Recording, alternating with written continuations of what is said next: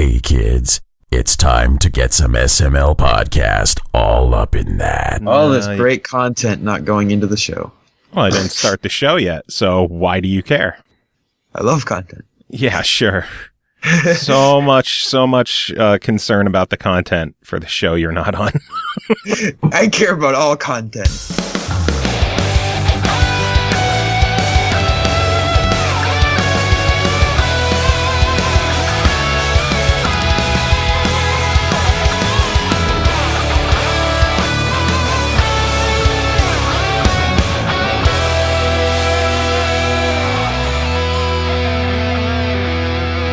What's up, everyone? This is the SML podcast. I am your host, Joe. Returning this week, Cole Martin. Cole, how are you doing? I'm all right. How are you? Doing good. I feel like there's this shadow looming over this episode. Like an elephant in the room, if you will. Pretty much. CJ Greenwood, welcome back. It's great to be back. Question mark. How's it going? It's been going. What? Interestingly. For months. Your last appearance was a review like 2 months ago. 3 months. And then before that, you were a co-host. So that was 4 months ago. Remember when you quit and you were like, I still want to show up like once a month or every now and then. Hey, this is a now and then, isn't it? What happened to those other months? You know, they come by so quickly, and you did offer me one that I really wish I could have taken, but it was a busy season for me. I did really well in a gaming competition, so I didn't want to, What kind of competition? Well, you guys, do you remember the UHH I was talking about last year? No. It's a achievement hunting thing. But it puts you against another player, 20 random achievements, blah, blah, blah. Either way, I made it to the top 8 people out of 2,000 this year. So I was like, pretty fucking hyped about that. So what you're telling us is you lost. I did do that. Okay. But I get a badge on my profile, damn it. Oh. Hey, I'll take it. What? Real life. Remember that one stretch when you're like, oh, I'm just burnt out on games and I'm burnt out on achievements. I'm done with these competitions and I'm done with these achievement whoring. And what happened to that? Well, to be fair, it only came back because of the UHH. And since then, I did a little bit of achievement hunting, completed a couple of games, and I was like, I haven't gotten an achievement in like a week. And that's okay because I'm busy. But when I get a chance to play a game, I do go for the achievements. That's just who I am. I'm not going to stop going after achievements. And I'll still I have like 40 fucking easy games with 1,000 gamer score that I could pop in like less than 6 hours each. And I just haven't done them yet. No Pulse in chat is calling you the 7th loser in that contest. I did make top 8. So I was of the 8 people, and I did place, I believe, like score wise, I would have placed 7th or 6th.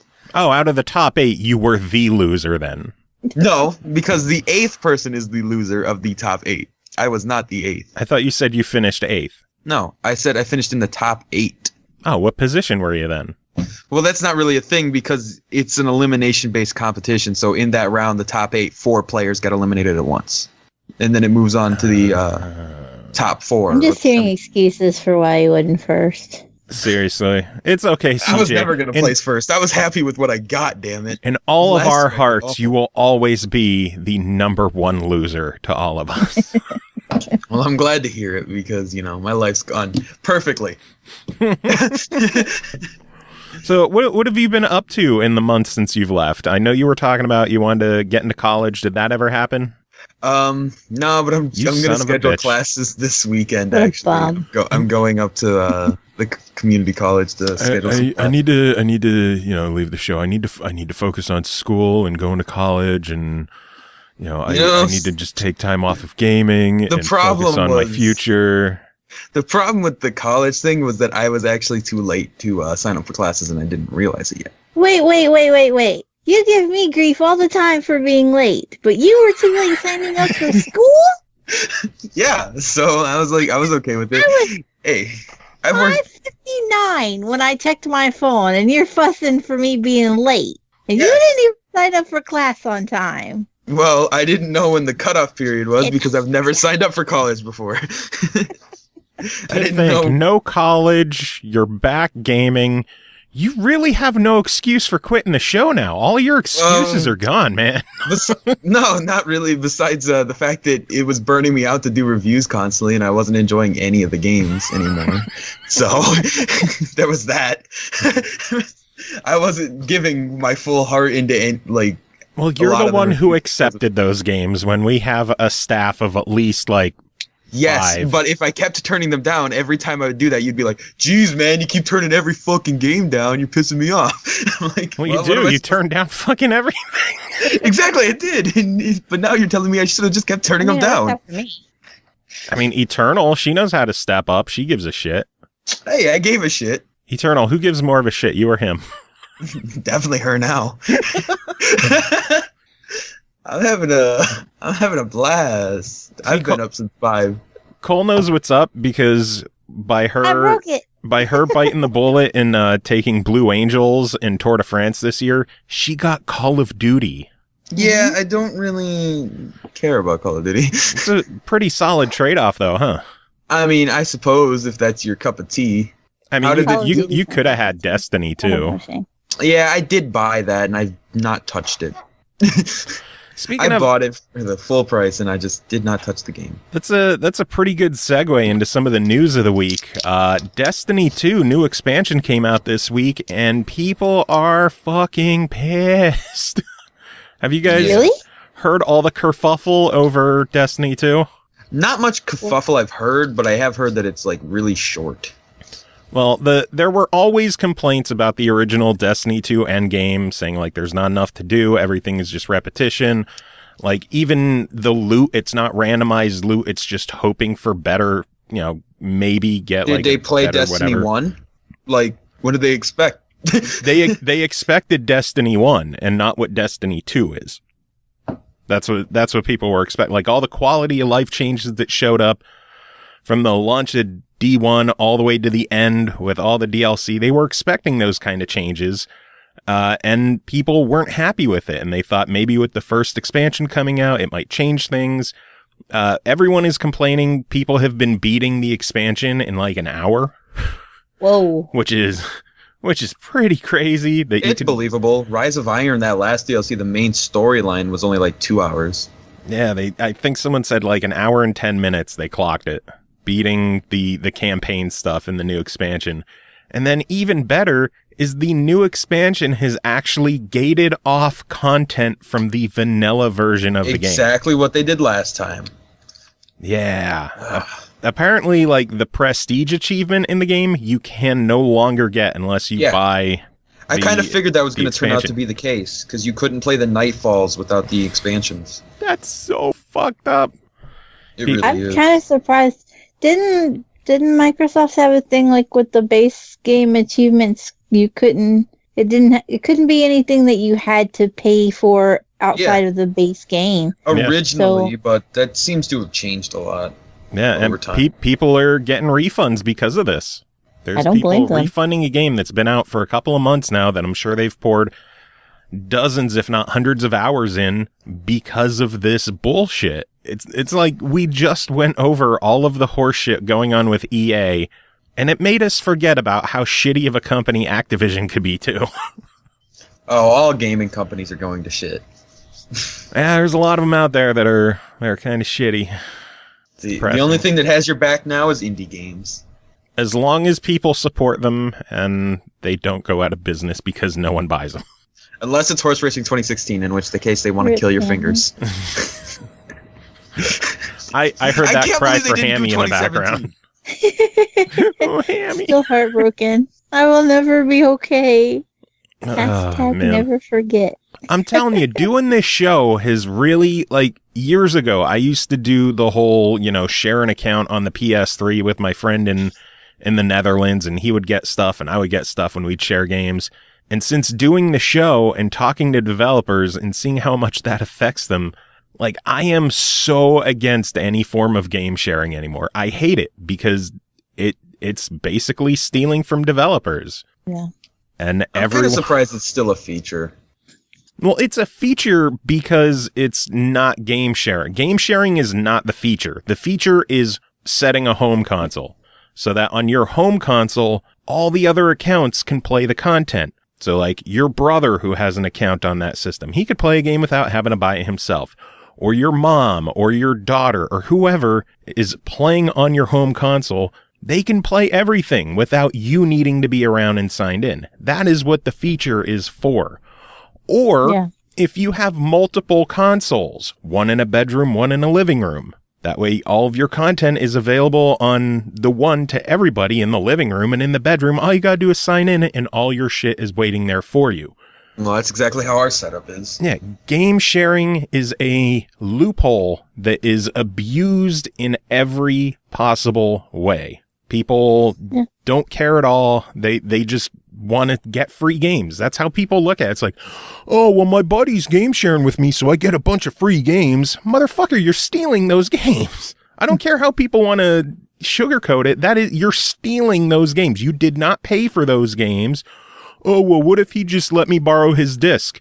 Then he couldn't play that disc while you had it. But if he has, I don't know, if he has Castle Crashers and you're game sharing with him and you're playing Castle Crashers online together, you stole a copy of the game. There's no other way to put it. You stole Castle Crashers. You paid for a copy and you got 2. That is theft. What? I don't know what other way to put it, but people, they just fight and they think that they're entitled to game share, and I don't get it. Motherfuckers. And it is just not worth it anyway. I mean, there's too much risk involved with it in the first place. Yeah. I mean, look, there's people who are like, oh, well, I can't share this content in this game. Well, the developer decided that that's not allowed to be shared. Good. I wish more developers would do that. I play Rock Band, and I'm proud of the fact that I own every Rock Band song.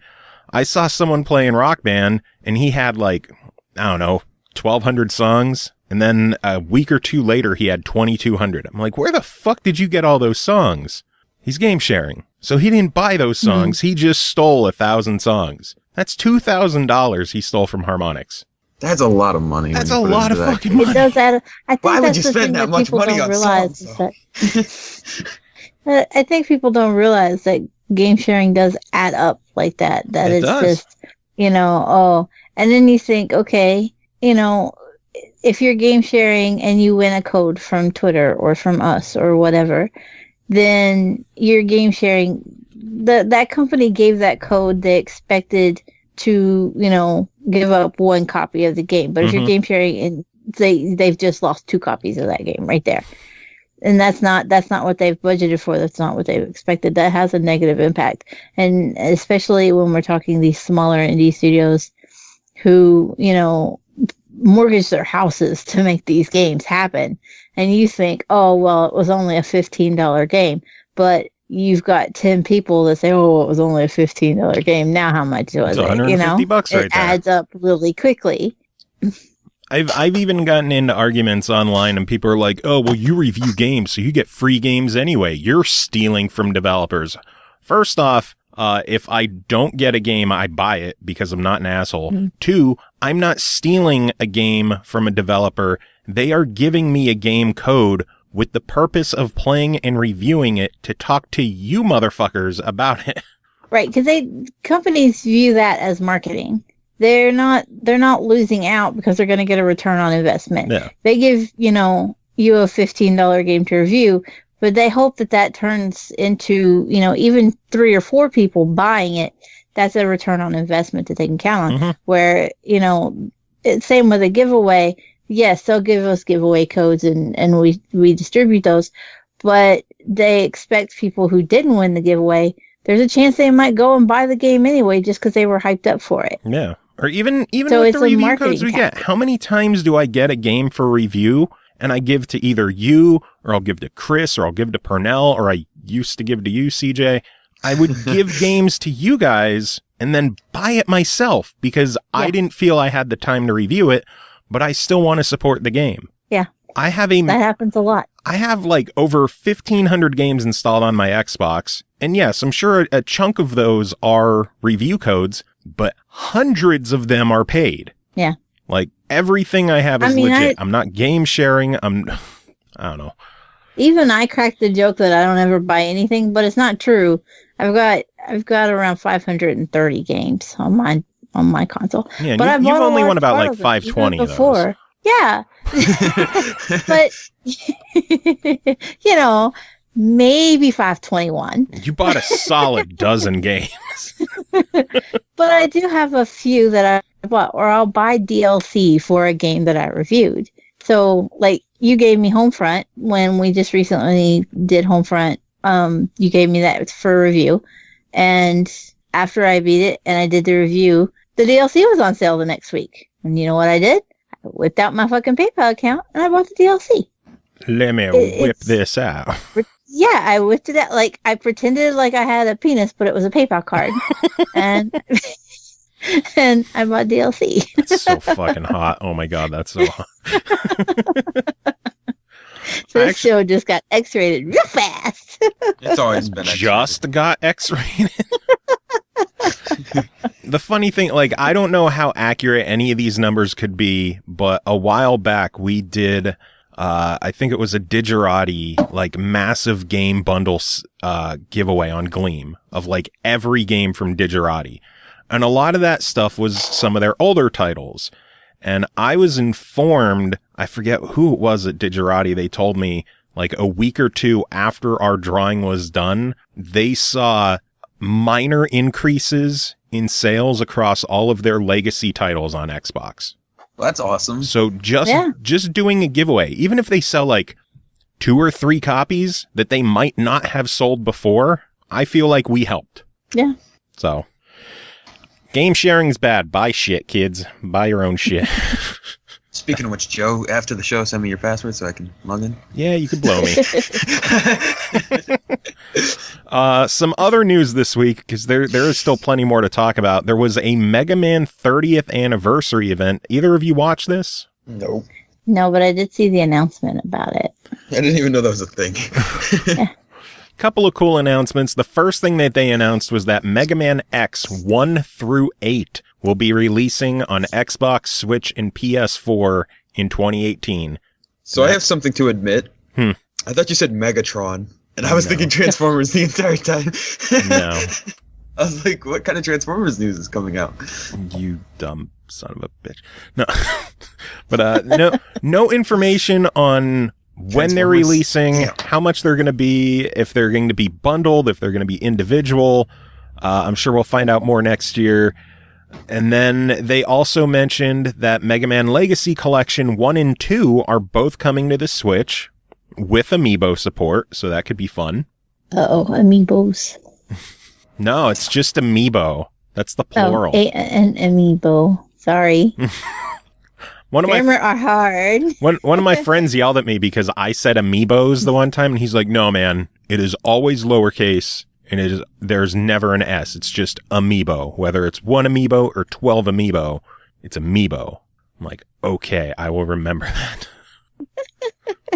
And then the big news from the anniversary event was that in late 2018, Mega Man 11 is coming out.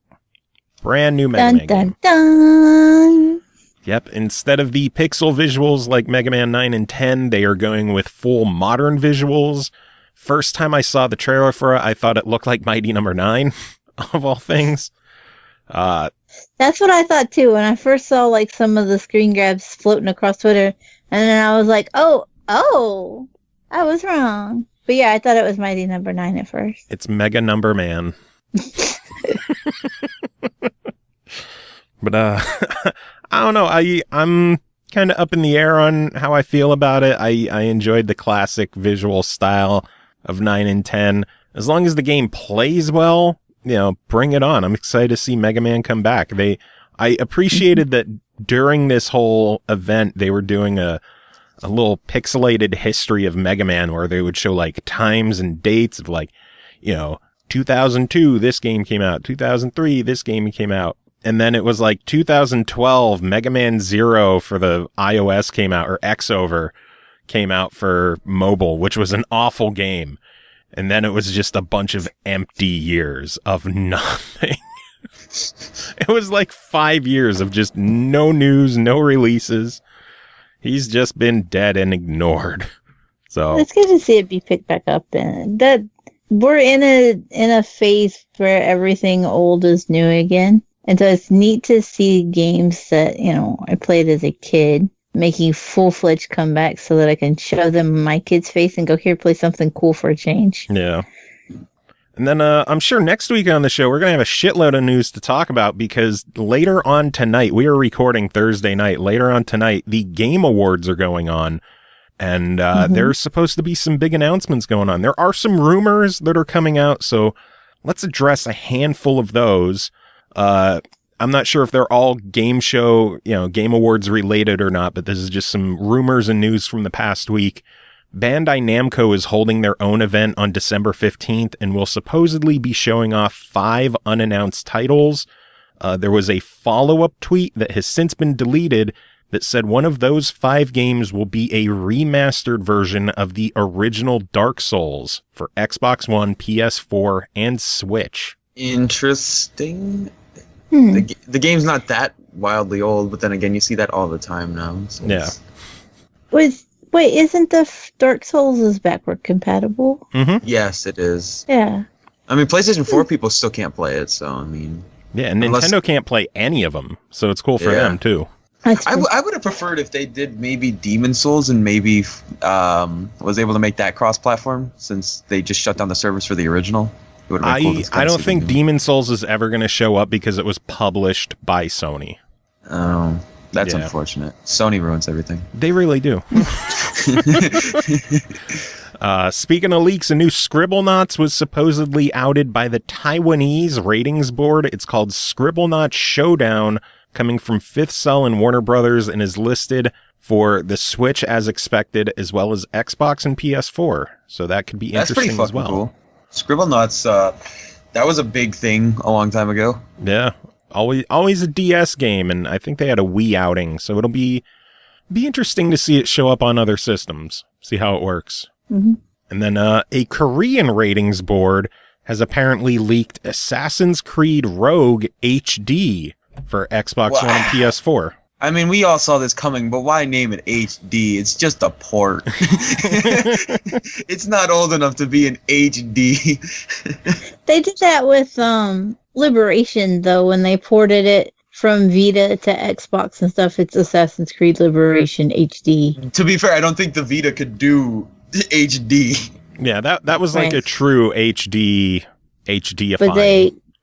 But the 360, I mean, it still wasn't like jumping a huge... Call it 4K. Then it would make sense. Well, we don't know if the PS4 would be able to handle it at 4K. You're not wrong. I mean, I'm sure the X could.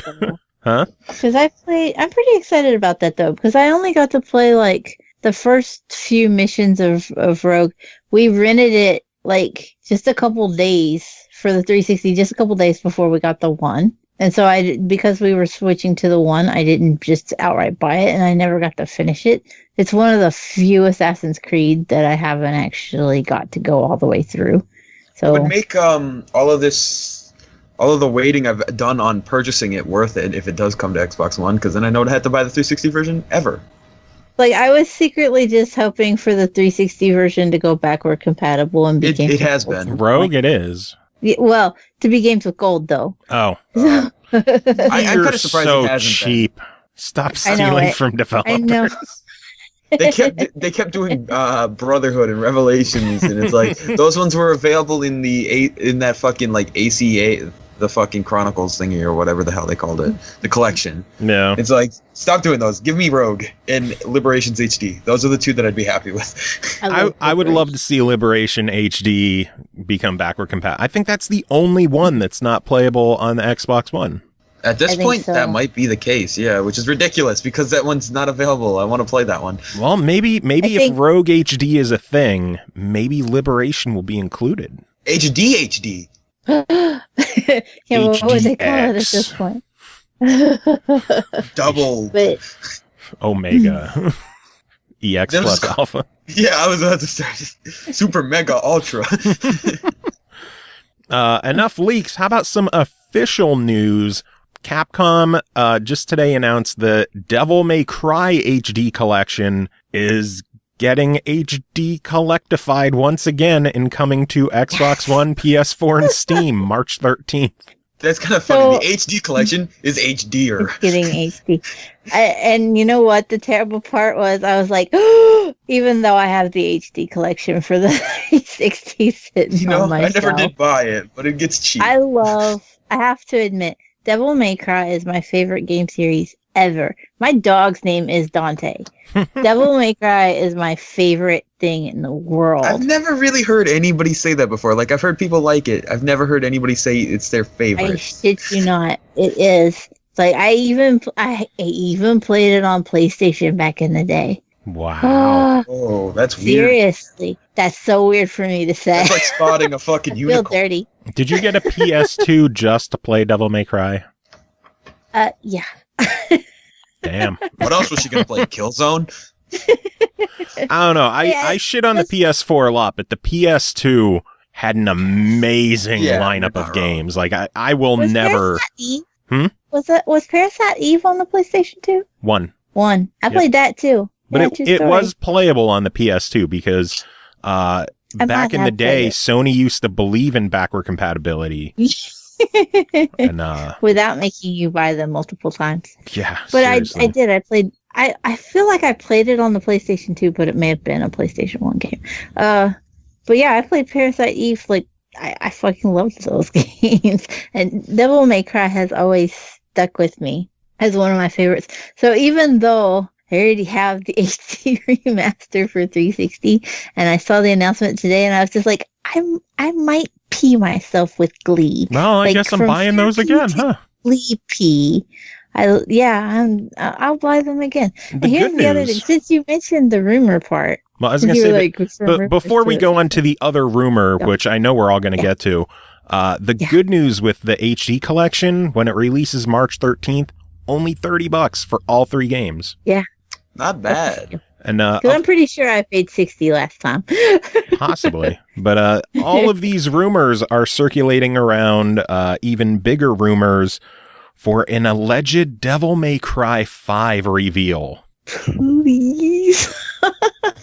I've heard a lot of mixed things. I don't know what is accurate, what is not accurate, because I'm clearly not big enough in the industry to know anything. But the potential bad news is some of the rumors are saying it might be a PS4 exclusive. Oh. I'm hoping against that because they're doing the remaster for all. Yeah. I was going to say, on the plus side... That's where I'm crossing my fingers. On the plus side, since Street Fighter V released as a PS4 exclusive, everybody has made sure to let Capcom know that they're fucking tired of exclusives. And now even Dead Rising 4, which was partially funded by Microsoft and was a 1-year exclusive on Xbox One, and that is now officially on PS4. There were rumors of Marvel vs. Capcom was going to be a PS4 exclusive, and that wasn't. So fingers crossed, like these are just maybe the PS4 version will get an exclusive bonus or like a timed bonus, or maybe it'll be a timed exclusive. Who knows? If Sony outright buys a full-on exclusive for Devil May Cry 5, I might be done with Capcom. I'll be crushed. I will be absolutely in a hole heartbroken. Like, it's okay. What they're going to do is they're just going to have an exclusive strike in Devil May Cry 5. And in a year, that'll come to Xbox. Then after a year, I'll be like, oh, well, the agreement was extended another year. Yeah, fingers crossed Capcom is done with this exclusive shit. I still wish they would just move on to Street Fighter 6 instead of all these arcade editions, just so that more people could play the fucking game. Street Fighter 5 in a numbered variety will never appear on any other console. Fuck you, Capcom. You said the same shit about Resident Evil 4, and we know that came out on everything. It's literally on every console on the face of the earth. Close to it. Money talks, and if if they think enough people will buy it more than what PlayStation's willing to pony up for it, then this might. It really comes down to the fact that I am sick of Sony buying every exclusive. Like It's pretty shitty. They have a good first party company, like a group of first party studios. They don't need to buy exclusives. Let the games come out everywhere. You have a good first party division making great games. Xbox is slipping there. Like, they need better first party games. They need better first party releases. You're beating them there. Stop buying third party exclusives because you don't need them. You're just pissing off everybody. Like, when even PlayStation fans are pissed about the fact that they're still getting, like, Destiny content exclusive, that's a problem. When the people getting the content are like, knock it the fuck off, this is stupid, stop. What else? That's a good point. That even PlayStation fans are just like, okay, this is a little absurd now. Yeah. Oh, that stuff is ridiculous because you're paying the same price for the same game. You should get all the same things. Yeah. Well, that was like Sniper Ghost Warrior 3 had that hitch where Xbox was left out of something with the season pass edition. Oh, yeah. Which wound up being free anyway, and anybody can download it at any point. Yeah. But No it way wasn't does a season originally pass going to be cost that way. anything. It was originally intended to be extra on Xbox. Yeah, So no. it was a shitty way to go about it. Speaking of Sniper 3, I loved around Black Friday, GameStop was doing an advertisement with Sniper 3, and they're like, exclusive at GameStop, get the season pass included for free. I'm like, you know those are launch editions that are just clogging up your warehouse, right?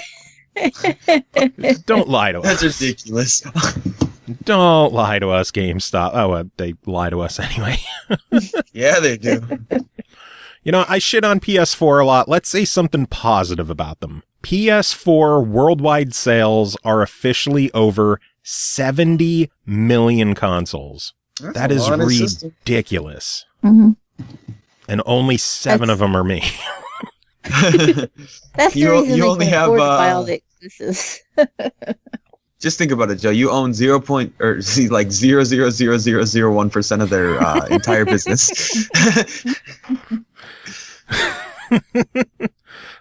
They have also sold 2 million PSVR units. So I'm That's sure actually pretty decent. it's for great VR. when you look at VR numbers, but I would assume Sony would like to see a little bit of a higher attach rate given their 70 million systems and only 2 million VRs out there. Yeah, that's true. You don't have a high percentage there. Yeah. That is kind of what I would expect, though. It always seems like those kind of peripherals, like the Kinect, they just really struggle to take off. And I think part of it's because they have such a specific development process that's different from just developing a base game. And so therefore you have extra costs and stuff that it's more difficult for an indie studio to come in and make a really cool Smash game without having some kind of extra backup funding or something for that. Yeah. I don't know. A little bit more news. Red Barrels has announced that they're going to be working on a new project that is not yet Outlast 3, and there will also not be DLC for Outlast 2. They said when they made the original game, they made it with some DLC in mind, but with the second one, they felt that it was just good as it is. So it looks like there will not be any DLC for Outlast 2, and a sequel for Outlast 3 could happen, but not right now. On the bright side, for people who want more Outlast, 1 and 2 are coming to the Switch. That's an interesting place for it. So you can shit yourself on the go. Shit yourself on the toilet. Perfect place to play Outlast. Pretty much, yeah. Oh my god, this is so scary. I might just piss my toilet.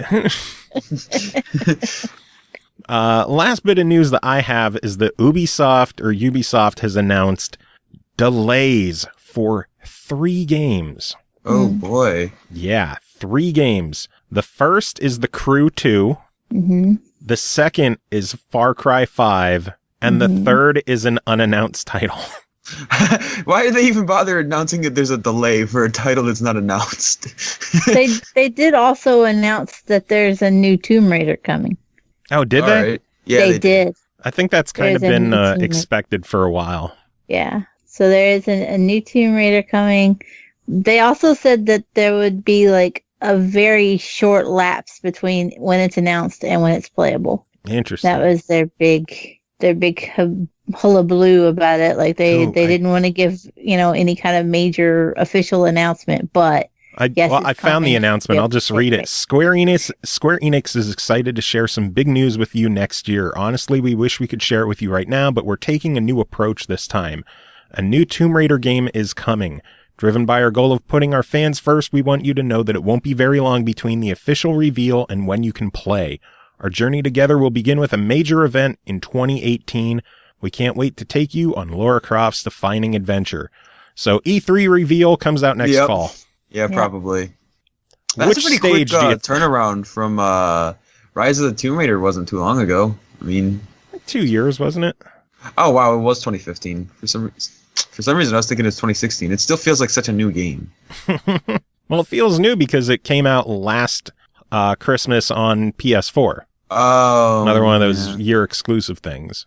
Hopefully they don't do that this time. It's just all at once. Either come out everywhere or just stop exclusive shit. I mean, what? So should we take guesses? Will it be announced at a Square Enix event, or will it come out on Microsoft's E3 show, Sony's E3 show, or are they going to fuck with us and just bring it out for the Switch? Are there any Tomb Raider games on the Switch? Not yet. Wouldn't be surprised if they announced like Definitive Edition or Rise of the Tomb Raider would come to it. I wouldn't be shocked either. I mean, it was a 360 game. Yeah, the reboot could very easily make it to the Switch. No. Either way, 2018 is looking pretty solid for games. So how long is Far Cry 5 delayed then? Until fall? Let me see here. No, just a month. Oh yeah, just until March. March 27th from February 27th. The Crew 2 was originally March 16th, and it is now just the first half of fiscal year 2018 to 2019. That's never a good sign, because that's just like South Park got hit with that. Yeah. And then I was like, no, it's actually December. and then it says, in addition, one of the 3 unannounced franchise games initially planned for release in fiscal 2018 and 19 will now be released fiscal 2019 to 20. So hell of a delay on whatever that was. Yeah, it's like, why even mention it? Who knows? But any news that y'alls want to talk about? I haven't been paying attention to much news, so I don't really have much to say. I just wanted to talk about Devil May Cry, so I'm good now. Do you want to say anything else about Devil May Cry? That game's so good. What did you think of DMC? I didn't play that one yet because I was protesting because Dante didn't have white hair. What the fuck? It's on Game Pass though, and my Game Pass code is going to run out like in 2 or 3 weeks, so I should probably play it. Yeah, that's your homework for next week, because I'm sure you'll be on next week. You're on every week anymore. I have no life. I'm here. So that's your homework. Hey. I guess the only other news I would want to bring up is that the Rock Band DLC for this week is fucking awesome. Oh boy, time for him to get his nerd on. Dude, I was so, like, out of the entire year, I might be the most excited about the DLC from this week with Foo Fighters Run, Queens of the Stone Age The Way You Used To, and Stone Sour Song 3. It's like 3 of the best modern rock songs of the year all together. One shot. Fuck yeah. Well, that's awesome. It is awesome, and that's why I bought Not that I know any of those songs. How don't you know any of those songs? To be fair, I already don't remember them. Jesus Christ. So good having you back on the show, CJ. Hey, I have some news. What? Surge got a DLC. The Surge did get some new DLC, and we'll be talking about that in a little bit, because there's no way you're going first and ducking out, motherfucker. What do you mean? I didn't plan on doing that. Sure. I really did. But we might as well jump into the reviews, and the first game to talk about this week is called A Hat in Time, developed and published by Gears for Breakfast. It released December 6th on Xbox One and PS4 for $29.99. Play as a tiny space-traveling girl with a big top hat. Her adventure is halted when all of her fuel, the timepieces, is lost and scattered across a nearby planet. Hat Kid must now jump, fight, and stitch new hats to make her way into every nook and cranny of this new world in order to restore her fuel and resume her journey. This is a 3D action platformer, so we will get this out of the way right off the bat. The camera's bad. Camera's balls. The camera, it's serviceable most of the time, and then there's other times that just make me want to punch a kitten, and I'm glad that my cats are all grown and no longer officially kittens, so I don't have to punch any of my own cats. But it's the curse of 3D platformers. I don't think any 3D platformers have a great camera. This one is serviceable. It allows me to play. There's only a handful of times that it gets stuck behind things and judders and shakes. You can actually change some of the set, like you can change how close to you and how far away it is, and like how smooth the movement of it is. But I didn't find it helped at all. Yeah, it feels like the options are there as a placebo. Like, hey, you set it to far. And then when I would go back to the game, it would still be directly inside my asshole. Yeah. It just wants to make you feel like you're making a difference. Yeah. I'm helping. But the camera out of the way, this game is fucking fantastic. Beautiful, colorful game, a handful of different worlds. You go into the worlds. They're very much kind of like Mario 64, where it's just an open area with multiple different things you can do. There's different variants of each stage as well, depending on which act of the chapter that you're in. Like the same cityscape that you might be in at the very beginning, later on it'll be filled with lava because for some reason, this town has water faucets that tap a fucking volcano that just fill the entire town with molten lava. That's because the town's populated by mafia, and mafia is not particularly known for being the most intelligent. Very true. Very true. As you progress through the game, there's different collectibles you could get that are different styles of yarn. And when you get enough of them, you can craft different hats for your character because it's a hat in time. Each of the different hats in the game give you different abilities, whether it's using the button to show you kind of where you're supposed to go with, whatever active quest you're on, or they'll make you sprint. You can do like a ground pound. You could use... What the hell does she fill up to blow things up? It's just a vial of something. It's like she makes a potion when she has the witch's hat, and it's a jar explosive. of pee. Yeah. So it's a potion that she shakes up and throws at whatever you're, aiming at. Yeah, but basically swap hats so you could accomplish different things, find different things, collect the timepiece, and move on. There's different hidden time rifts, which are kind of like the special stages it wasn't New Super Mario Brothers.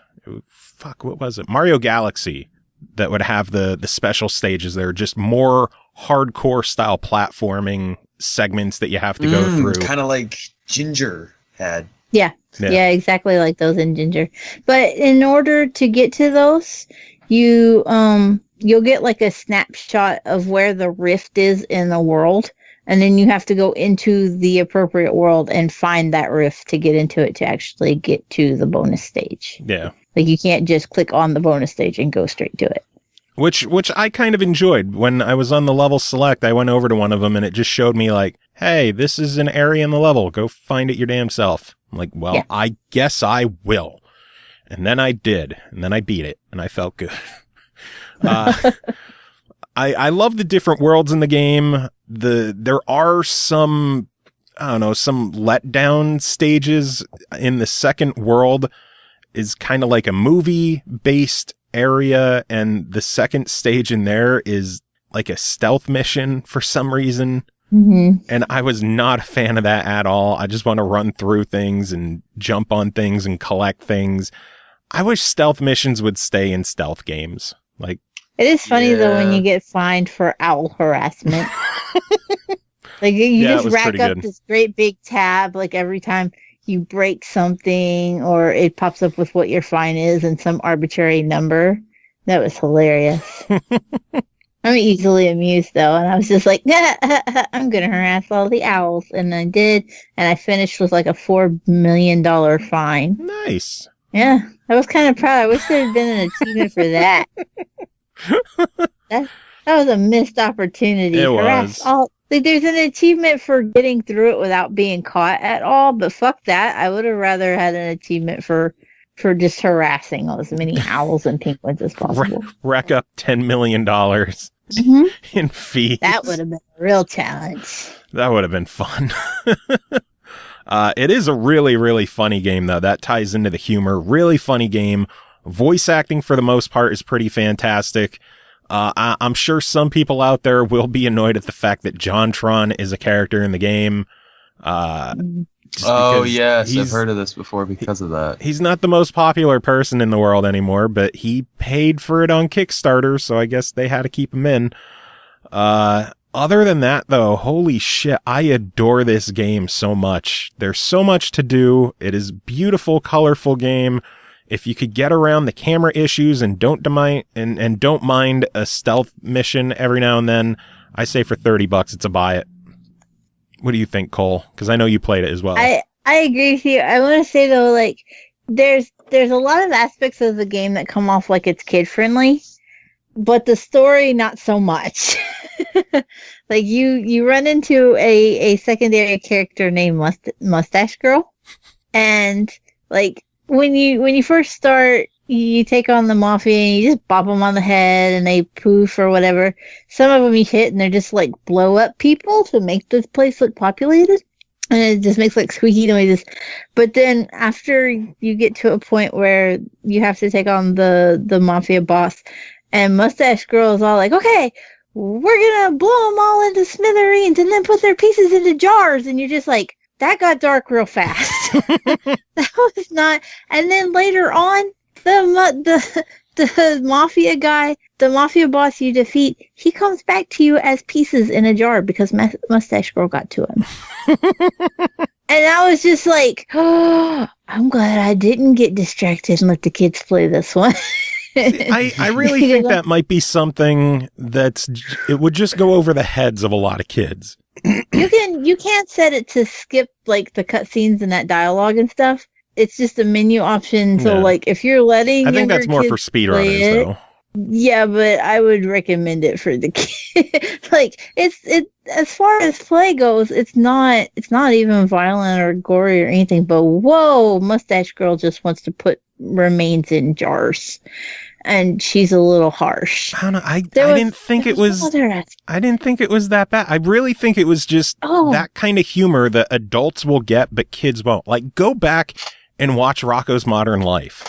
Yeah. As a kid, we thought that was funny and innocent and cute. And if you were a parent watching that shit, you're like, what the fuck are my kids watching? Yeah, I look back at Ren and Stimpy and Rocko's Modern Life. I was like, I can't believe my parents let me watch that. So I wouldn't hold that against them. I think that's just something for adults to get a kick out of, and kids will be just be like, he's in a jar.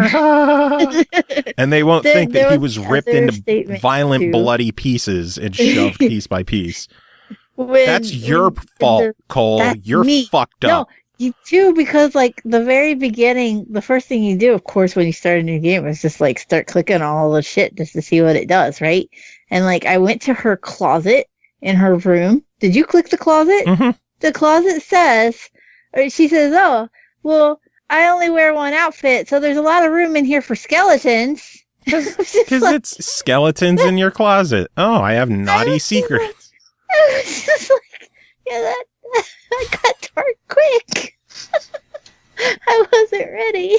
I don't see a problem with kids playing it. I really don't. But I just was more just like, oh, I am a mom, so I am a little more aware of those kind of things. And like, I have really strict rules when it comes to the kids and what they play. If I let them play it, I would probably just like tick off the cutscenes or whatever. I'm sorry, children. You are not allowed to play a Hat in Time. Now, mommy's going to go play some more of the Division and Headshot motherfuckers. Yeah. No, they're not allowed to play that shit either, so at least I'm consistent. I learned it from you, Mom. I found you playing a T-rated game. How dare you? Anyway, speaking of family-friendly entertainment, the next game to talk about is called SOMA, developed and published by Frictional Games, released December 1st on Xbox One for $29.99. The radio is dead, food is running out, and the machines have started to think they are people. Underwater facility Pathos 2 has suffered an intolerable isolation. We're going to have to make some tough decisions. What can be done? What makes sense? What is left to fight for? Cole, tell me about SOMA. Holy fuck, there was a spoiler alert in that. That's the description. So. Whoa. Well, I guess, I don't know. It makes sense in hindsight, but during the game, you're not thinking of it in that aspect. This game is absolutely amazing. Also, not at all family friendly, so you should probably ignore Joe on that part. But Jesus Christ, this game was good. You hear people say, "Oh, this is a good game. You're gonna like SOMA," and I go, "Okay," because 9 times out of 10, I'm just like, it was all right. Yeah, I didn't break my neck. No, I broke my neck over this one. This one's good. I really enjoyed SOMA. First off, it has a little controversy because there are 2 ways to play. You can either play in safe mode or you can play in normal. I'm a pussy and I played in safe mode. But I did go the back. Worst kind of person. I know. But, I wanted to I have shiny object syndrome when it comes to these kind of games. And I like to just explore and look at at the details and stuff. There is a lot of really interesting shit that you would very easily miss if you were playing this on normal and just like trying to survive. So I did go back and replay some of it on normal just to figure out how the monsters worked and stuff when they weren't, just standing there watching you do whatever you wanted to do. We should probably also point out the safe mode is new for the Xbox release. This game came out, I think, 2 years ago on PS4, and one of the complaints of the game was that it felt there was so much to do, but people couldn't do anything because they had the fear of being caught and fear of losing progress. And people wanted a way to just be able to explore and not have the pressure of losing. I think it was an incredibly good idea. Because like I said, there was shit that I would have never fails. I hear the monster. That I would have. Yeah. So, do the achievements work in both modes? Yes. Oh boy. You can complete the game in safe mode and never have to get fucked up by a monster. I would like to add, though, that even though I say you will never get fucked up by a monster, it's still possible to die. There are some ways to die, even though the monsters won't outright attack you. And I don't know if maybe I had a glitch or something, but one of the later levels, there are some moments when you have to go into the open ocean to get from one area to another. And the monsters weren't attacking me for the most part. In this later mission, there's like sharks and angelfish, or not angelfish, but anglerfish that will attack you if you're in normal mode. I was on safe mode, and I definitely got attacked by an anglerfish when I got too close to it. Now, the sharks and the other things, they were leaving me alone. But I managed to piss off an anglerfish, and he hurt my feels. Didn't kill me, but he hurt my feels. And I did die because I walked off a cliff. Well, they can't save you from gravity. Yeah, can't save you from your own shit. Some of these levels are just insanely dark, and you do have a flashlight at some points, but it's not always available. And so, especially in the later levels when you're wandering around in the ocean and you've got nothing but, a few light markers or glow sticks marking your path, it's really easy to just wander off and go pew, and fall off a cliff like I did about 97 times. So, but other than that, don't get shiny object syndrome. Don't go falling off cliffs. You'll be fine. I also died because I fell off a ladder from really far. God. So proud of you. I have moments. I was like, oh, what's down there? Phew! A true gaming genius. So proud of you. How did you start reviewing games? Now we see why I played it on safe mode, because I don't need monsters when I worry about my own stupidity. Were you the one that was playing the Cuphead tutorial? No, hey, I reviewed Cuphead and I did just fine. I beat the tutorial in only 3 hours. I'm a master. But the reality is like, I get really distracted looking at little details, and SOMA is just absolutely full of them that I just would do something stupid and walk off a ledge. And I do that in literally every game I play. But you do that one game that we'll be talking about that later. Wink, wink. But I really just, I have a tendency to get caught up in the details. That's what made safe mode so good. In one of the beginning sections, you're in the main character, his name is Simon. You're in Simon's apartment. And I remember playing Gone Home with the commentary, and they were like, we didn't have any shoes anywhere in the house, because if we had just one pair, you'd wonder where everybody else's shoes were. And it stood out to me because I was just exploring the apartment and there were shoes. And I was like, oh, they actually put in his shoes. Simon has shoes in his apartment. And like the more you explored, like, oh, you could open a drawer and here's a comb and there's toothpaste. And it was legitimately a lived in environment. And this was spanned across the entirety of the game. So even once you go from being in Simon's apartment to being in the Pathos laboratories and the living quarters, they genuinely felt like lived in areas. And when you were just exploring, you just wanted to take your time and look at the pictures and try to understand the people that these stories had been built around, and had lived in these areas and lived on this ship and in these different communities scattered across the ocean. I guess I should probably go back and explain the whole. I'm talking about the communities across the ocean. I got sidetracked, didn't I? A smidge. A little bit. I did a thing. Very much so. But there's the premise originally begins with Simon, who I mentioned before I got sidetracked. Shoe man, yes. He shoes. Simon has been in a car crash, an accident, and he has suffered brain damage, and he does not have long to live. Okay, so you could say he's gone from having shoes to having issues. Indeed. I'm not gonna repeat that. You should be ashamed. But he is undergoing an experimental treatment to try to save his brain, essentially. And so they're going to first make a scan of his brain. Following the scan, no, it was not. Following the scan, he wakes up on the Pathos ship, and he's absolutely clueless as to why he's there, how he got there. The year has jumped from being 2015 to 2104. There has been a cosmic event where a comet has hit the Earth and destroyed all life except for those who were the researchers who were living on Pathos 2. The reason they survived is because they're so deep in the ocean.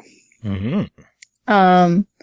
Some of those researchers, one in particular, had attempted to create brain scans of all of her crewmates and upload those onto what was called an arc. And her goal was to shoot the arc into outer space where it would survive for all eternity, because it would be self-contained. Everybody on it was in a digital space, and it would use solar power to maintain its power supply and all of that. So the people that were on Pathos were in danger of, they're the last of humanity, and they're in danger because they're running out of food and supplies, and the rest of humanity is gone. They have no help. They're just stuck at the bottom of the ocean. So this was her goal, to save what was left of humanity. And it is up to Simon to help her carry on that goal. But he discovers that not everything is as it appears, And like you said in the spoiler of the description, there are sentient robots, and there is, a very heavy sci-fi vibe going on into everything that has occurred. And Simon, who, has just woke up in 2104, is completely oblivious to how humanity got that way anyway. So he is faced with kind of an existential crisis of, is this really humanity? Are we really alive? And the decisions that you make as a player kind of affects how you view the answers to that, if they're even answers. They kind of open up more questions than not, but it's a really complicated, intricate story. It's really incredibly well done.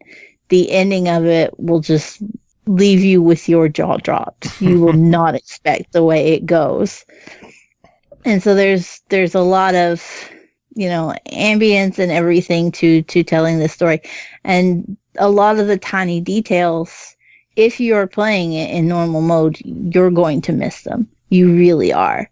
Like, it just, from pictures and backstories of these people that you're trying to save, you can connect with them if you're not being chased by light monsters who are making your screen glitch. So I guess the only question left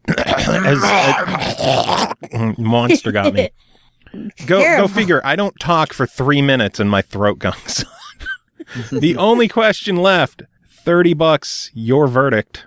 Please buy this game. It is amazing. Yes, and then maybe next time Frictional Games won't wait 2 years to bring it to our platform. Please. Because I will say it was now that review has been 45 minutes long. Look, I had opinions.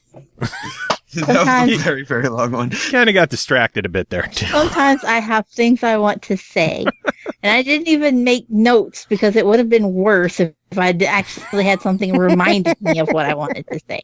So please buy this game. Don't make it end up like another Narcosis. It was really damn good to buy this and Narcosis and get your under the ocean scare on. Fear Peak. Under the sea. Yeah. Under the sea. Anyway, next up to talk about is called The Surge, A Walk in the Park. Developed by Deck 13, published by Focus Home Interactive, released December 5th on Xbox One, PC, and PS4, $14.99. Creo World is an amusement park built by Creo for its employees and their families. Forget your cravings for cotton candy, though Creo World was not spared from the disaster. The entire park is a deadly trap where roaming rescue teams have gone insane and robotic mascots patrol freely, patiently waiting for new visitors to welcome. As I'm sure you can tell, this is DLC for The Surge. CJ, since you covered The Surge, I figured this would be a good opportunity to get your dumbass back on the show. And as we all regret that decision, tell us, what did you think of A Walk in the Park? Well, A Walk in the Park isn't exactly a walk in the park. You've waited 2 hours to say that, didn't you? No, it actually just came up to my head right now as I was reading the name. I was like, that works. No, I think the name was purposely made like that, so don't even. The first thing I gotta say is the most obvious part of the DLC. It looks incredible. The biggest problem I had with The Surge is that it was a lot of the same environments. There wasn't a whole lot of variety in the way it looked. It was very drab and dreary. This completely throws all of that away and creates a very unique atmosphere with roller coasters. It's a whole fucking amusement park, obviously. And it's crazy, colorful, it's fun. It has mascots that are way too frequent for a real amusement park. They'd be paying out the ass to have that many mechanical little bots walking around. Like, there's legitimately one every 5 feet, pretty much. Nice. So, plenty of enemies to fight all the time. The enemies in the DLC, at least so far, don't seem very difficult. They swamp you because there's a lot of them. So rather than the way a lot of the Surge has worked, where you can kind of just pin on one enemy and take them out and then continue, this one, it's like a lot of the times you're going to run into 2 or 3 enemies. Sometimes even more than that. Like there's this. So this is more crowd control than one-on-one fighting. which is something that if you played the Surge a lot, you're probably not very used to, even still, because that's not the way most of that game was played. And so coming into this is like, whoa, this is completely different, and I have to learn new strategies to win. And your boy did not learn new strategies and kept dying. Shocking. Wait. You made fun of me for falling off of the ladder, but you went and died too? Yes, but not from a ladder. I was killed by something in the Surge, which is basically Dark Souls in an amusement park. So don't even. I'm still decent at the game, though. I was able to hold my own for a little bit of it. There was a couple of enemies that were much stronger than I expected. There was these giant red robot things, and I didn't realize how powerful they were, and then they killed me in one hit, and I was like, well, I don't like you. Considering the mascots don't do that much, as long as you don't let them all gang up on you at once. There's this group of mascots called the Popcorn Parade, and you get an achievement for killing them, but it's 4 of them right next to each other that you got to kill at once. It's that one's a little brutal. They just they'll surround you and then keep hitting you, and you have to wait a few seconds between using your healing charges. So you'll die very quickly if you get surrounded in this DLC. Nice. A fun part, those mascot parts, like the heads for the mascots, you can actually collect those and then craft them yourself. And so you can you can walk around with a giant soda can on your head, or oh my god, or a giant donut. Yeah. Now I know what I'm doing later on tonight. There's an achievement for crafting all 4 different mascot heads. Yeah. So it's something that I definitely will be doing as well. I think I've collected 3 of the 4, only because I didn't realize that was a thing you could do until after I finally targeted one of their heads, and I was like, oh boy, I can actually collect them. Now, here's a question for you. I know a lot of people, when the Hot Wheels expansion came to Forza Horizon 3, people bought the game brand new thinking that they could go right to Hot Wheels, not knowing that there was some intro sections you had to go through, and you had to do some races, and you had to open up your first location in the game. How long into the Surge can you get to this new content, or is it available from the beginning at a menu, or how does it work? You have to access it in an already started game, unless you, I believe unless you're in the New Game Plus, which, spoiler alert, I'm not. Shocking. I was just in the regular version, and in the regular version you had to get past the tutorial area, or the first mission, whatever you want to call it. You got to beat the first boss and go into the second area, and then from there you're gonna meet you're gonna have to travel quite a bit through the second area until you meet this girl that gives you a side quest to get a staff. Once you find her, just further down the stairs will be a train that you can get on, and you can start the first part of the DLC. The second part of the DLC is activated in some place I don't remember the name, but I do not remember how to get there because I don't remember the name. So that's cool that they integrate it into the game instead of, a lot of DLCs will be just from the main menu, select campaign. Oh, let me do the new DLC that isn't linked at all. So it's cool that they worked it into the game. Yeah, in a way they did. I mean, as far as storyline goes, I believe there's nothing to do with each other. But as far as how to access it, yeah, you actually have to access it through a train system in the game. Which, I mean, if you've already beaten the game and you want to go back, you'll probably go through it very easily, because the more you've done, the easier it'll be. There's no time telling for how long it'll take you to get there, because for every player it's going to be different. You might defeat the first boss within a few tries. It might take you a few hours to beat the first boss. Al, there's some people out there who can spend 10 hours of the game just trying to defeat the what the hell is that boss in the first area, that wrecker machine? Oh, I remember those things. Those things weren't fun. Yeah. But I did eventually beat that one too. That didn't take as long as the actual boss, but I'd probably spend 10 hours just trying to figure out the ladder. Probably. Luckily for you, they're all just hold X and then the game does it for you. So I don't think you can mess up a ladder that badly unless you decide to just run off of it. I mean, so I have moments. Good Lord. Anyway, for $15, what are your thoughts on a Walk in the Park DLC for the Surge? I think that a lot of the price that goes into this is just going to be the environments and how nice it looks. I think there was a lot of time spent in this, and that's why they're charging $15 for it. It doesn't have necessarily like the length to support the $15 price tag, but the work that went into it definitely does. I would say if you're a conscious buyer and you're not sure if it's just worth putting the price, wait for a sale. But if you have the money and you enjoyed the game, then you should just buy it to get more content out of the game you already like. Plus the fact that it's kind of split into two, so maybe you just suck. Well, that's possible. Possible. I don't play these types of games on a normal basis, so it takes a getting used to again. What's your achievement ratio like in the Surge? I'm gonna tell you right now, it's not great. I mean, I can pull it up. That is not shocking at all. I have 14 of the 57 achievements. And Joe, I don't want to hear it because you have even less. Oh, I know I have less. I haven't played it. I'm not the one who reviewed it. You did. I played it casually. And I played it mostly on PS4 because I had that version first. But final game for all of us to talk about is called Paladin, developed and published by Pumpkin Games. It released December 8th on Xbox One for $9.99.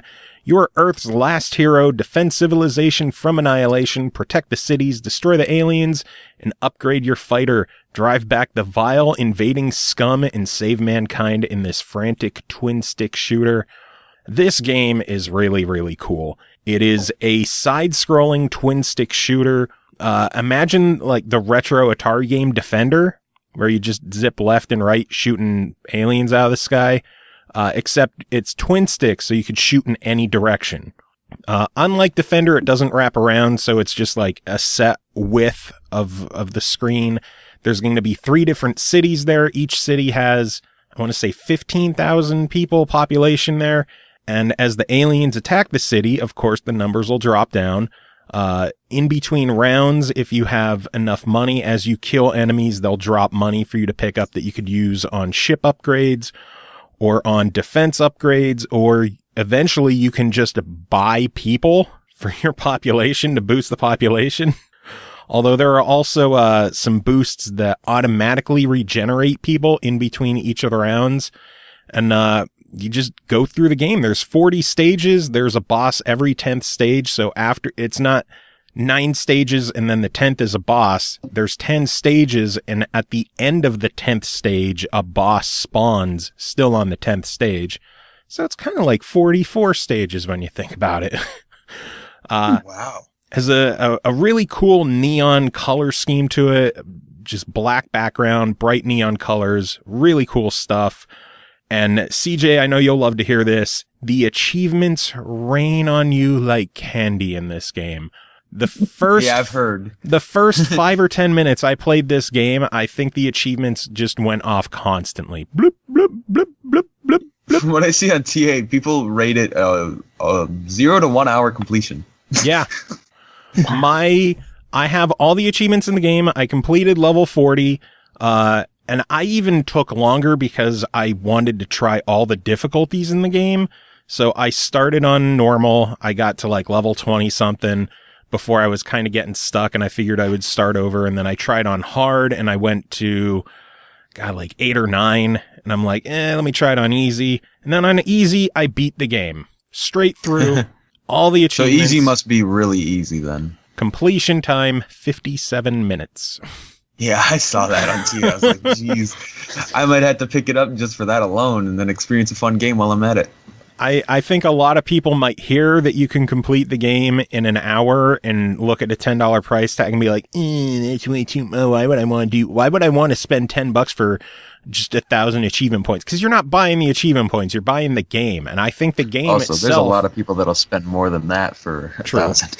True. I think people have gotten so used to seeing $2 or $4 games come out on Xbox that you could get all the achievements in like an hour, and they expect every easy game has to be stupidly cheap.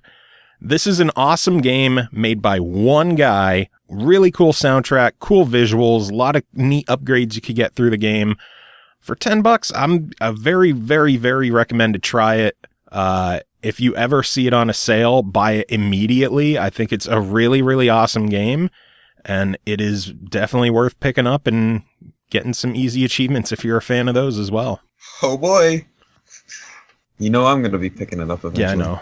Yeah, you'll be getting that in the morning. But that is it with you guys. I'm gonna let y'all go, and I think my friend Tim is gonna be coming in to do a couple of reviews. So any final words from the two of you to sum things up? Fuck CJ. CJ, your rebuttal. I shouldn't have come back. I'm sorry. No, you're not. All right, well, CJ and Cole have tagged out and getting the hot tag once again. Tim Ekabis, how are you doing today? Woo! In over the top rope, clothesline, drop kick, duck, throw a guy over the top rope, 5-knuckle pulling shuffle. down the straps, spear a guy in the corner. That's me. Hey, how's it going? I would love to see you wrestle. Man, if I may have missed my calling. I could have been, if I had not gone to college, or if I had done wrestling training like in Toronto, or wait, no, this wouldn't have been the same time. No, I think it would have. No, it wouldn't have been. No, it wouldn't have been, because like Edge was like training in Toronto, but I think he was already wrestling in WWE by the time I was like 18 or whatever. But no, if I had decided to go to Shawn Michaels wrestling school instead of college, then I would have been training with Daniel Bryan. That would have been amazing. We graduated the same year. Like, I thought, this is a thing that I thought about once. Because I'm like, oh, he's the same age as me. He graduated in 99. He went straight down to learn how to wrestle. Like, oh, man, I could learn how to wrestle with Daniel Bryan and Shawn Michaels if I'd gone down there. Well, let's not. How late was it when DDP got started? He was super late. He was like 30. He was actually like my age. So there's still plenty of time for you, Tim. Yeah, but that was when he started training. Like, he'd already been involved like a bit before then. Don't let your dreams be dreams. I guess. Okay. I'll go get in the ring. Next time you're on the show, I want to hear your progress. Empire State Wrestling, man. There you go. That's the local Fed. Do you guys get any cool indie stars drop by for those? They do. They usually get like one, name per show. And like usually I look in to see who they get in. They had like Pentagon in like a few months ago, like at some point this year, I think. Nice. They had Johnny Gargano in before he was WWE. Tony Nese was in. They had Chad Williams there. They've had Chris Hero's been there. They always. I'm trying to. Let's see. Maybe I should look up right now who's coming on the upcoming shows. Just now because I have a child and no friends, I can never go. I know you don't see it, but every time I see Johnny Gargano, I see Chad. It's the facial hair. Like, it just doesn't add up. Chad never has facial hair. So it doesn't make any sense. Just like his face, his smiles, his facial expressions. It's just every time I see him, I'm like, Chad, you're wrestling. Okay, here you go. Yeah, from a couple of weeks ago, MVP was there. Montel Vontavious Porter, if you remember him. Oh yeah, I still loved his entrance theme. Was there, dude? His entrance theme was really good.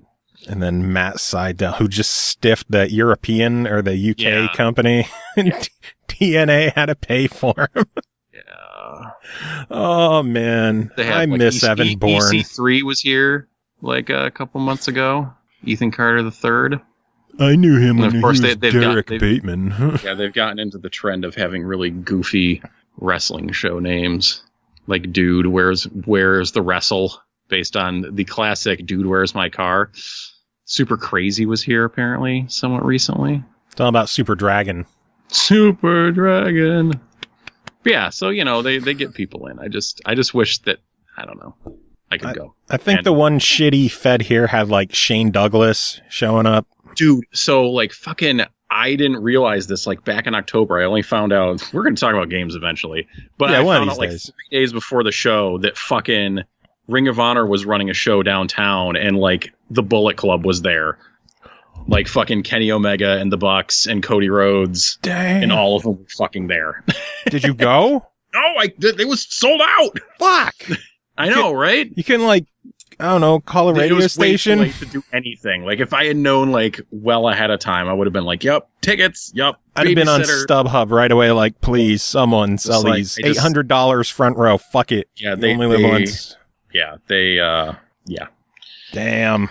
Yeah, they. What did they do? The Bucks and Omega debuted like their like combo Meltzer driver, one winged angel finisher. Those guys are ridiculous. Yeah, they're ridiculous. I still wish that I could find some way to get to the Rumble in Philly this year. Yeah. They keep doing it in Pennsylvania, and I'm just like, I feel like the time passed. I don't know, but it should be interesting this year because who knows who's going to win? Like they got the 2-brand thing going on again. Yeah, Roman. And maybe, but they could have the dude from the other brand win. You just don't know. Gender. I think no. No, I think Shinsuke is going to win. How shitty would it be if the final two are Roman and Jinder? That's why I'm not going to the Royal Rumble. Dude, the two that were in Philly, the two that were in Pennsylvania, like the past years back to back, one was the Batista year and then the other was the Roman year. The only time I've been to the Rumble was in Philly, and it's the Rumble they will never talk about because the winner was Chris Benoit. Oh, man. That was the year I went. Nice. So my Rumble experience no longer exists. It's been wiped from the history. Yes. That's such a good ending, too, with getting the big show over the top. Yep. But we should probably talk about games, shouldn't we? I think that's why we're here. Man, I think that's what people are expecting. Every time you're on, I say, I want to do more wrestling shows. Like, I need you for a full episode just to talk wrestling. Sure. Can do. We'll do cool. We'll do a WrestleMania preview or something. We'll make something happen. Maybe after the Rumble we'll do something. Yeah. We can like speculate our WrestleMania card. But we should talk about games now. Do we have to? Like, yeah. I think these people gave us codes. They expect coverage, man. Fuck. All right. It's a quid pro quo. Well, you're ending the show anyway, so if anyone made it this far, I'm sure they're just they fell asleep and the show is just playing on YouTube as they nap. So no one's listening the way it is. But first game you're here to talk about is called Star Ghost, developed by Squarehead Studios, published by Rainy Frog, released November 30th on the Switch for $8.99. A megaton warfleet has been detected at the outer perimeter. Patrol 12 star systems and the most advanced starfighter ever built. Navigate the perilous fragments of exploding planets, survive intense asteroid fields, and dogfight with deadly sentinel ships as you defend against the relentless onslaught of the formidable Megaton Empire and save the human race. Tim, did you save the human race? That's a big question.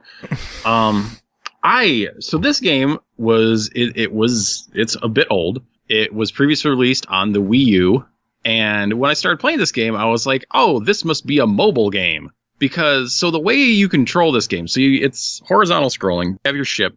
You control your ship just by like hitting the boost button. So think like Space Flappy Bird. But instead of jumping, like you hit boost and like your ship jets up towards the top of the screen. And then, gravity in space pulls it back down towards the bottom of the screen. And you just shoot automatically. The only thing you can do is aim your shots. You can aim it slightly up or slightly down, which sometimes helps, but not often. And that's how you play this game. So I was like, oh, this must have been a mobile game at some point because this is how like a mobile shooter would go. You just shoot automatically. You'd kind of like you tap on the screen to make your ship go up and maybe tilt it to aim a little more. But no, it was only developed for consoles, and that is it. You said it was Wii U. Do you think it was built with like the gamepad in mind with tilting the screen and whatnot? I don't know. So yeah, you're oh man. So there's power-ups to pick up, and you pick up like little space currency as you're flying through levels. When you get to the end of a level, you sometimes, and I don't understand why, sometimes you can purchase power-ups and sometimes you can't, even though I think you have money that you should be able to spend on it, but I don't know. I think it's because, so it's like you pick up power-ups for your shot rate, your spread, and your traction, whatever that is. And I think if the levels of those are already too high, the power-ups don't show up or something like that. Either way, when you buy something, there's a little voiceover clip that says, spending feels good. And that's my favorite part of the game. Nice. Buy something. Spending feels good. Okay, that's great. But yeah, you can power up your shot rate, you can your fire rate, you can power up your spread of your shots. There's some other power-ups that show up occasionally, randomly, it seems like missiles and other stuff. But that's it. And your power-ups decay over time. So if you don't shoot things that drop said power-ups, or you just miss them as you're flying by, because it's not so easy to run into things that you want to when you're controlling the game the way that you have to. I don't know, you can get yourself into real shitty positions where your gun doesn't shoot very fast or spread very much, and it's just like, oh man, this is rough. So there's I think 12 sectors in this game, which are broken down to multiple levels each. And so you get a life. You get one life. And if you have 50 space bucks, when you die, you can buy an extra life. But if you don't have 50, because, I don't know, you spent it on power-ups, then you're just dead. And you have to start over completely from the beginning of the game. It just takes you back to the title screen. Is that a lot of money compared to what you earn? It's... I was able to earn it, but it's just such a if you're not buying power-ups, you're probably going to die. If you're saving up your money for an extra life and not buying power-ups, that is also increasing your chances of death because you're not shooting things. Yeah. But also, if you save up that money instead, then you'll die and then you'll resurrect, you'll restore your ship, but then also you might still die because you're not very powerful. And also just because of the way your health doesn't restore between any levels at all, ever, unless you pick up a health power. But there's occasions where you have to navigate between crags of rock, through canyons or such. And if you make one wrong move, there's a very good chance you're going to hit the wall and you are going to die just out of nowhere. You could be in the middle of a totally baller run and you'll just be dead back to the title screen. The title screen, which is just you hit A and you go again. There's no options. There's no oh, maybe I just want to tweak the difficulty, or give myself some more lives. It's just, nope, you just go in, you play, you die, you go back, and that's it. There's no checkpoints. It's not like there's after the second or third sector, there's a boss battle, and I was like, oh, I bet you there's a continue point here, right? No, back to the beginning. Press A to go back in the game from the start. Oh, and I'm just oh my gosh, what the hell? And yeah. I just don't know why. I mean, it's you probably shouldn't play this game. How do you think they could improve it? If nothing else, how do you think they could freaking options, man? Give me some freaking options for more lives, some checkpoints, something. Let me ramp up to this one ship to make it through 12 sector thing, please. But the thing is, the game came out on Wii U years ago, and then just here it is again. So I imagine in the meantime, they didn't say, hey, maybe we should try to make our game a little nicer to play. A little more modern with some better quality of life changes to it. Yeah, a little more tolerable. I mean, old school, sure, whatever. I don't know. But if you want to play a shooter, you should just get Xenoraid that I talked about a couple weeks ago. Bottom line. Well, for $9, what is your official verdict on Star Ghost? No. Please, no. Deny it. $9. That's crazy. No, thank you. Not to insult people's work and what they want to charge for, but man, no. Do you think they could at least put some patches in there and they could? I don't think they will. If keep your ear to the ground if you want, but no, seems a dubious prospect at best. I will cross my fingers they at least try to put some patches and fixes. It's never fun giving a deny it. So yeah. But next one to talk about is called Slain Back from Hell, developed by Andrew Gilmore in Stage Clear Studios, published by Digerati Distribution. This one released December 7th on the Switch for $19.99. You control the fate of a doomed hero who seeks to liberate 6 cursed realms from 6 deadly overlords. He must battle his way through the blighted land, packed with gruesome and lethal creatures before ascending into a stronghold, all the while defeating fiendish traps and vile monsters alike. All hail the great horned metal god. Tim, did you hail the great horned metal god? I did. When you get to the end of a level they ask you to press A to like pay homage to your god, and you will slam your sword into the ground and then headbang. That's amazing. Like 5 to 10 seconds before moving on. And I think it's optional, but no, it's not optional. What are you doing? You need to do this at the end of every level. Okay, so I played this game when it came out for PC last year, so I am familiar with it. This game had kind of a bit of a rough history. For those that don't know, it was kickstarted. It was originally released like last spring. This would be spring like 2016. And it was not well received. We talk a lot on the show when a game turns out bad, what could they do to improve it? And the developers of Slain listened, and they kind of did a soft re-release sort of thing last August, which is when I ended up picking up, called Slain Back from Hell, which is the edition you get in your hands today. I don't know what the game was like before, but I like this version. I've heard that the parrying system wasn't in there when the game was released, and that is crazy to me because this game is tough. It's not like Volgar the Viking tough, but it's pretty tough. Like, it's a lot more liberal with its checkpoints, but it is that kind of like, it is a 2D platformer where you're gonna have to do some memorizing. It's tough, but there's pretty liberal checkpoints. Tough, and but every time every time you hit a checkpoint, it refills your magic and health. So you can get through it. Like, it's not that bad. And you should get through it because this game looks fucking awesome.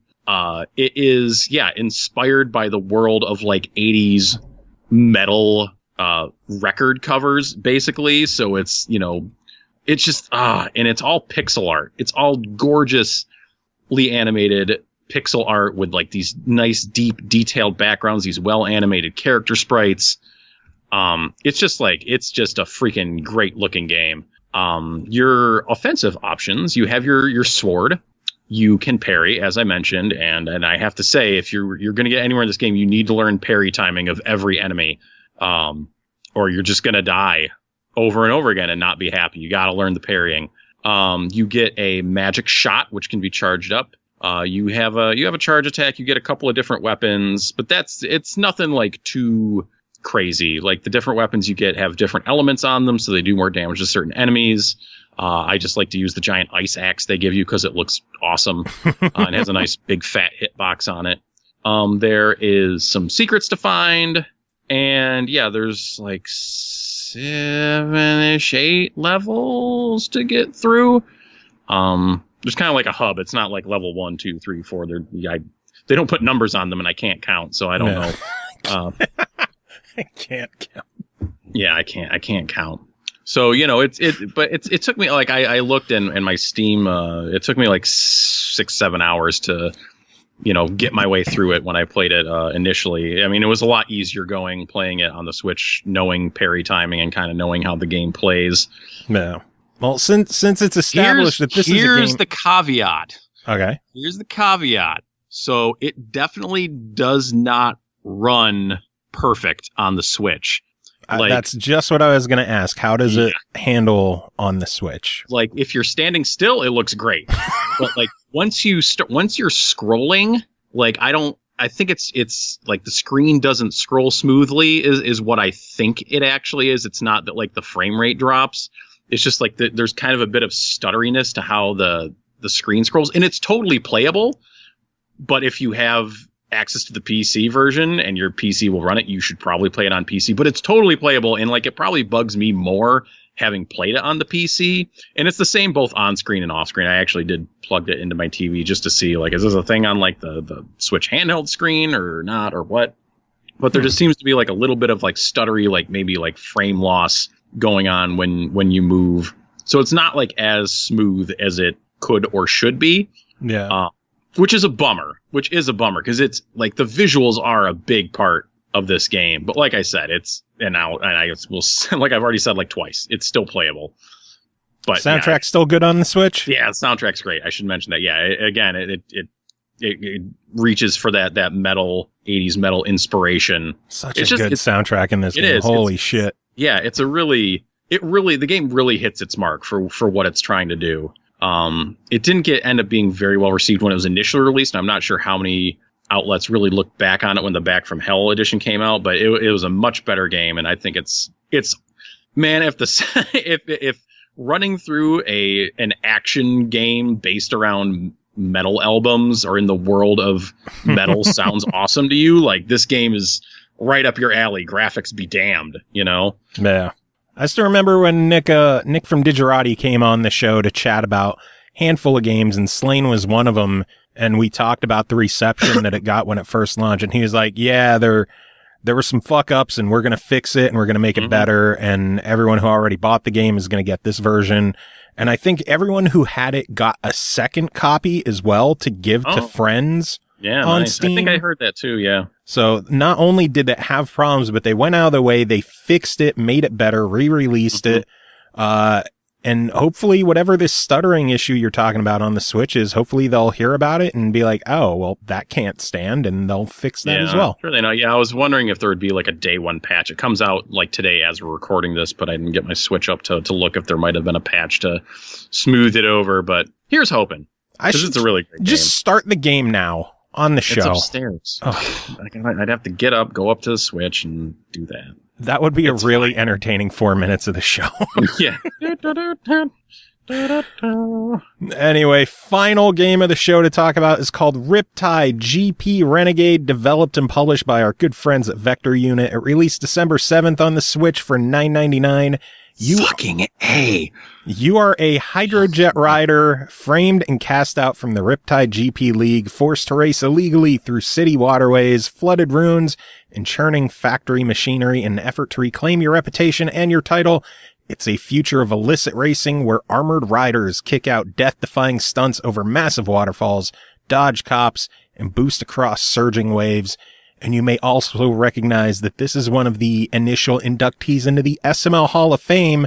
So, Tim, I want to know, how well does this play on the Switch? Dude, I can't believe this game is only $10.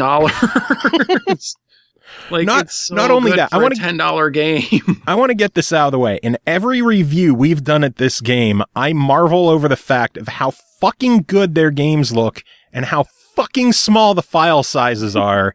Yeah, like you were talking about that earlier. I lost my mind when we even had Matt from Vector Unit on the show, and I asked him, like, what kind of witchcraft do you guys do to get these visuals and these massive stages in such small file sizes? Like, the Xbox One version of the game is under 500 meg, which is mind-blowing.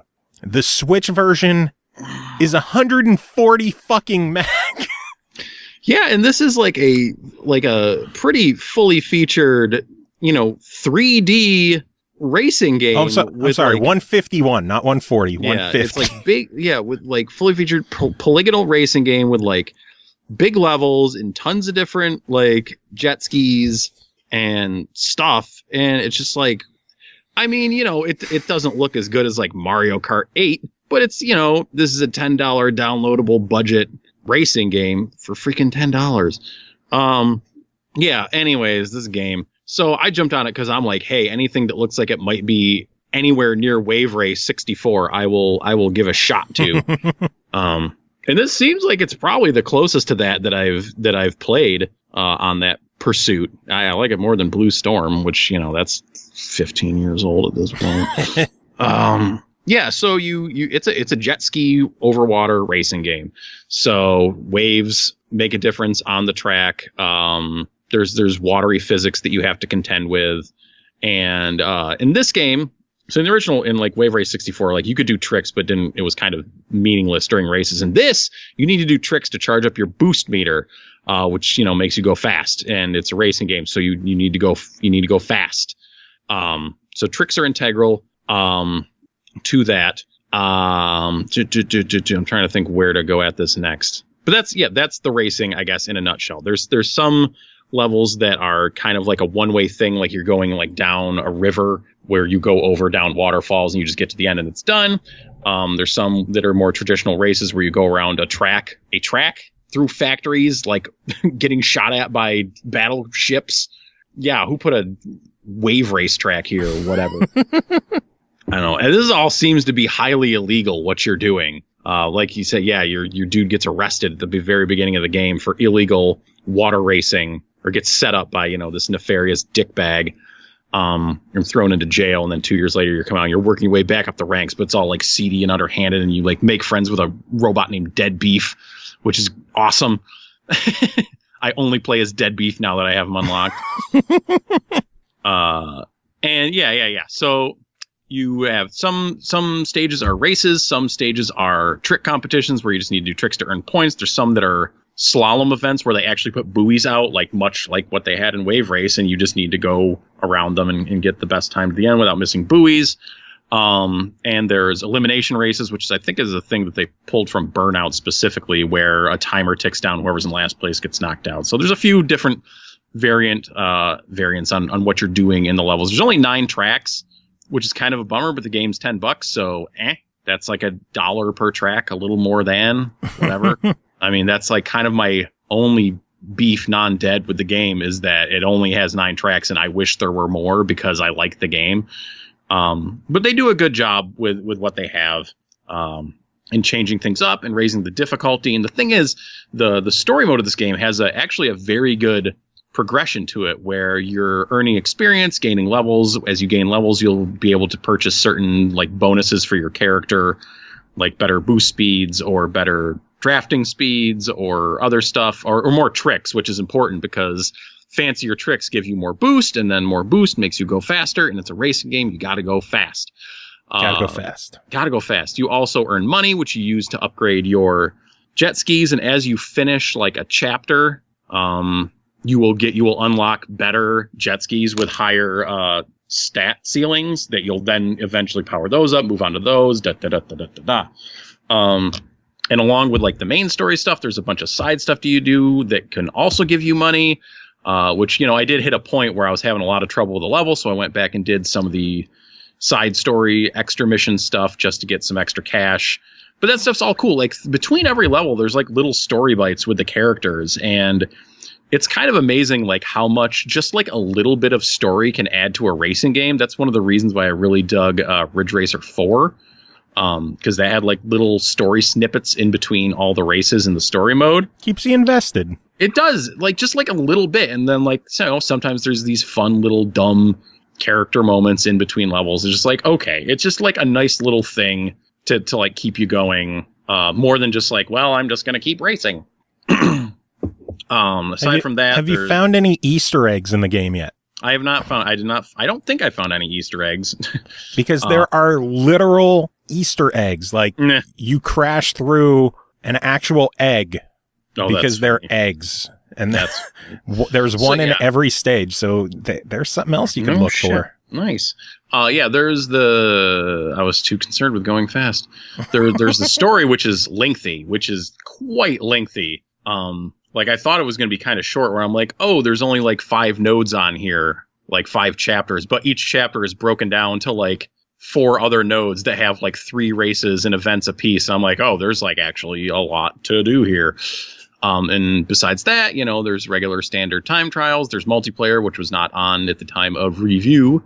But I mean, even if you're just going to play it single player, like there's more than enough here to justify spending $10 on this game.